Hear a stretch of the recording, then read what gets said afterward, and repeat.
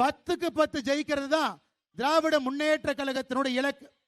10 ரூபாய் அமைச்சர் அவர்களே, டாஸ்மார்க்ல வேணா பாட்டிலுக்கு 10 ரூபாய் ஏத்தி ஜெயிக்கலாம். ஆனா தேர்தல் களத்துல மக்களுடைய மனதை தேசிய ஜனநாயக கூட்டணி வென்றுவிட்டது. நேற்று கோவையில் நடைபெற்ற பாஜக கூட்டத்தில் பேசிய பாஜக முன்னாள் மாநில தலைவர் அண்ணாமலை, கோவையில் 10க்கு 10 இடங்கள் வெற்றி பெறுவோம் என்ற திமுக முன்னாள் அமைச்சர் செந்தில் பாலாஜியின் கனவு பலிக்காது என கூறியுள்ளார். இன்னைக்கு ஒரு 10 ரூபாய் அமைச்சர் யார் என்று உங்களுக்கு தெரியும். திராவிட முன்னேற்ற கழகத்தினுடைய மகளிரணி மாநாட்டில் அவர் பேசுறாரு. இன்னைக்கு சாயந்தரம் அந்த 10 ரூபாய் அமைச்சர் சொல்றாரு, கோயம்புத்தூர்ல 10க்கு 10 ஜெயிக்கிறது தான் திராவிட முன்னேற்ற கழகத்தினுடைய இலக்கு. 10 ரூபாய் அமைச்சர் அவர்களே, டாஸ்மார்க்ல வேணா பாட்டிலுக்கு 10 ரூபாய் ஏத்தி ஜெயிக்கலாம்.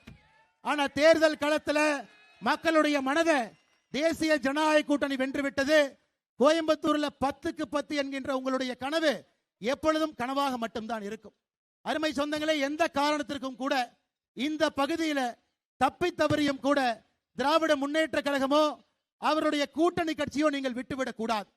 கோயம்புத்தூரை நாசம் செய்தவர்கள், கோயம்புத்தூருடைய வளர்ச்சியை தடுத்து நிறுத்தியவர்கள், கோயம்புத்தூர் மக்களுடைய வளர்ச்சிக்கு எந்த காலகட்டத்திலும் கூட உறுதுணையாக இல்லாதவர்கள், திராவிட முன்னேற்ற கழகத்தை சார்ந்தவர்கள் முதலமைச்சரிலிருந்து கட்சியினுடைய கடைக்கோடி தொண்டன் வரை கோயம்புத்தூருடைய வளர்ச்சிக்கு எதிராக மட்டும்தான் பாடுபட்டு இருக்கின்றார்கள்.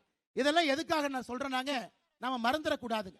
தமிழ்நாட்டு மக்கள் ரொம்ப அன்பானவர்கள், வேகமா மன்னிச்சு விட்டுருவாங்க, பொழைச்சு போன ஒரு ஓட்டையும் போட்டுருவாங்க. செய்திகளை உள்ளது உள்ளபடி தெரிந்து கொள்ள ரெஃப்ளெக்ட் நியூஸை சப்ஸ்கிரைப் பண்ணுங்க.